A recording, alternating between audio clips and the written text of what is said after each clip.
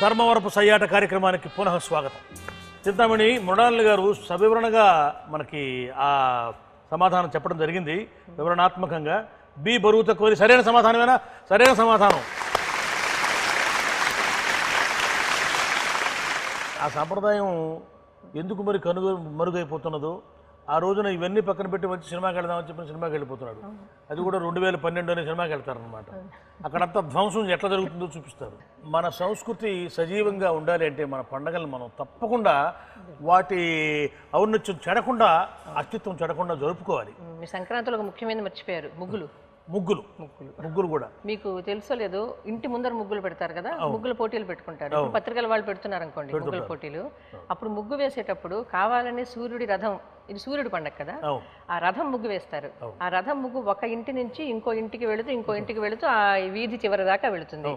అలాగే వేసుకుంటే అక్కడ పోటీ కాదండి, అక్కడ అందరం కలిసి ఉంటాం, కలిసి ప్రయాణిద్దాం అని ఆ రథం ముగ్గు అలా పోతూ ఉంటుంది. ఆ పగ్గం పట్టుకొని వెళ్తూ ఉంటారు అనమాట.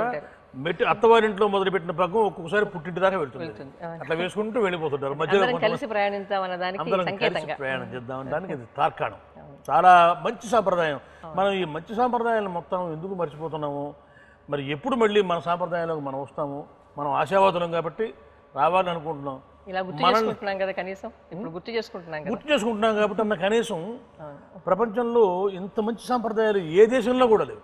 వాళ్ళందరూ మీ సాంప్రదాయాలు చాలా బాగుంటాయి అంటారు. మనం ఎప్పుడైనా విదేశాలకు వెళ్తే ఇతర దేశీయులు మీ సాంప్రదాయాలు బాగుంటాయి, మీ మమతానురాగాలు రాగద్వేషాలు మీ బాగుంటాయి, మాలాగా ఎవరికి వారే యమునా తీరే నన్నంటద్దు అని చెప్పినట్టుగా మీరు ఉండరు. మీరు ఇంకా తోడల్లుని వాళ్ళ వేలు విడిచిన వాళ్ళని కూడా మీరు బంధువులుగా లెక్కేసుకుంటారు. అన్ని వాళ్ళు అనుకుంటున్నారు కానీ మనం అట్లా పెట్టుకోవట్లేదు.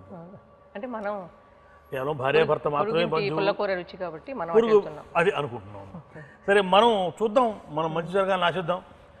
తర్వాత ప్రశ్న మృణాలిని గారు, దేవులపల్లి కృష్ణశాస్త్రి గారు ఎంత మంచి రచయితో మనం మీకు చెప్పాల్సిన పని లేదు. ప్రేక్షకులకు మాత్రం ఆయన ఒక తరం క్రితం వాడు కాబట్టి ఈ తరం వాళ్ళకి ఆయన కొంతే పరిచయం ఉండుంటారు. కృష్ణశాస్త్రి గారు తెలుగువారు కలకాలం గుర్తుండే విధంగా రచనలు చేశారు. మనం అందరం గర్వపడే మహారచయిత కృష్ణశాస్త్రి గారు, మహాకవి కృష్ణశాస్త్రి గారు. శ్రీశ్రీ గారు లాంటి వాళ్ళకు కూడా తొలినాళ్ళల్లో ఆయన ఇన్స్పిరేషన్గా, స్ఫూర్తిగా ఉన్నారు. తొలినాళ్ళల్లో నాకు స్ఫూర్తి ఎవరంటే అప్పారావు గారు, గురుజాడ అప్పారావు గారు, కృష్ణశాస్త్రి గారు, విశ్వనాథ వారు కూడా చెప్పారు ఒక సందర్భంలో. శ్రీశ్రీ గారు కూడా మొదట్లో భావకవిత్వం కృష్ణశాస్త్రి గారు ప్రేరణ ఆయనే ఒకసారి రాశారు. సిరిశ్రీమవ శతకంలో విగ్గేల కృష్ణశాస్త్రికి ముగ్గేల తాజమహల్ మునివాకిటిలో ముగ్గేల తాగుబోతుకు, ఇవన్నీ ఈ చమత్కారాలన్నీ శ్రీశ్రీ గారు చేశారన్నమాట. కృష్ణశాస్త్రి గారు అంటే ఆయనకు అంత గౌరవం. అటువంటి కృష్ణశాస్త్రి గారు ఒకసారి నల్లమల అడవుల గుండా వెడుతున్నప్పుడు వారిలో నుంచి పుట్టినటువంటి ఒక కవిత, ఆయన ఎన్నో మంచివి రాశారు. వీటిలో అది ఏదో ఒకసారి మీరు చూడండి. ఏ దిగిరాను దివి నుండి భువికి,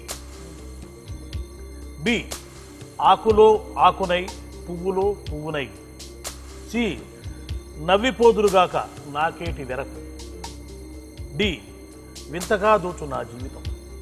వీటిలో కృష్ణశాస్త్రి గారిని ఆయనకు స్ఫూర్తిమంతంగా ఉన్నటువంటి ఈ నల్లమల అడవి ఆయన చేత ఎటువంటి కవితను రాయించింది. ఈ నాలుగిట్లో ఆయన చేత రాయించిన కవిత ఆకులో ఆకునై పువ్వులో పువ్వునై, ఆకులో ఆకునై పువ్వులో పువ్వునై. మా చింతామణి ఏమవుతుందో. చింతామణి మృణాలిని గారు సవివరణగా మనకి ఆ సమాధానం చెప్పడం జరిగింది. సరైన సమాధానమేనా? సరైన సమాధానం.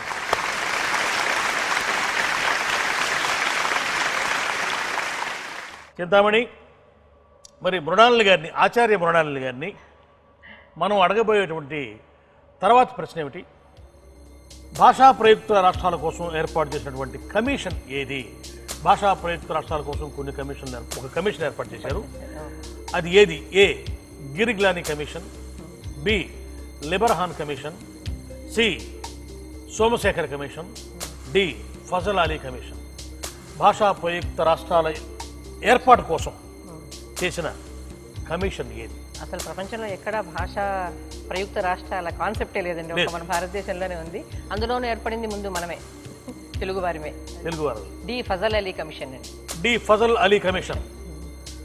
భాషా ప్రయుక్త రాష్ట్రాల ఏర్పాటు కోసం ఏర్పాటు చేసిన కమిషన్ ఏదంటే ఆచార్య మృణాలిని గారు డి ఫజల్ అలీ కమిషన్ అని చెప్పారు. అది సరైన సమాధానం చింతామణి, సరైన సమాధానం.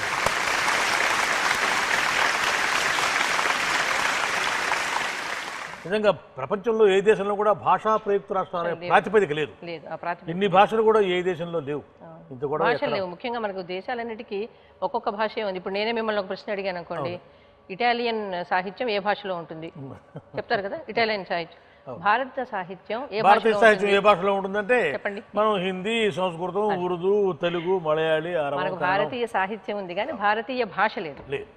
కాబట్టి మనకు భాషలు అన్ని ఉన్నాయి కాబట్టి అందరూ వ్యక్తిత్వాన్ని అస్తిత్వాన్ని నిలుపుకోవడానికి వీలుగా భాషా ప్రయుక్త రాష్ట్రాలు అన్న వాటిని. భారతదేశం గురించి విదేశీయులు చెప్పి ఇంకొక మాట కూడా ఉంది. భారతదేశం చాలా సుసంపన్నమైన దేశం, కానీ భారతీయులు మాత్రం పేదవారు. చింతామణి, మృణాలిని గారు తికమక పడేటట్టుగా ప్రశ్న వేయాలి నువ్వు. ఎందుకంటే ఆమె గొప్ప విదుషీమణి అని మొదట్లో అనుకున్నాం. మనం బాగా చదువుకున్నారు, విద్యావేత్త. అటువంటి వారిని మనం చక్కటి తికమక పెట్టే ప్రశ్నతో బోల్తా గుర్తించి మనం గెలిచామనిపించుకోవాలి. మనకు కూడా కొంచెం ప్రెస్టేజ్ అనేది ఉండాలి కదా. ఇది మృణాలిని గారు మా చింతామణి సంధిస్తున్నటువంటి ప్రశ్న. తెలుగుని ఇంగ్లీషు యాసతో మాట్లాడుతున్న వారు ఎవరు? తెలుగుని ఇంగ్లీషు యాసతో మాట్లాడుతున్న వారు ఎక్కువగా ఎవరు? ఏ టీవీ యాంకర్లు, B cinema heroines, C TV news రీడర్లు, డి వీరెవ్వరూ కాదు. మృణాలిని గారు ఆలోచించి మీకు ఏది సరైన సమాధానం అనిపిస్తే అది చెప్పండి. దాన్నే మేము చింతామణి అడుగుతాం. చింతామణి చెప్తే మనం దాన్ని తప్పకుండా ఆమోదించాలి. ఎందుకంటే ఈ చింతామణి సర్వజ్ఞురాలు అని అనుకుంటున్నాం మనం. కాబట్టి మరొక్క స్వల్ప విరామం తీసుకుందాం కార్యక్రమంలో.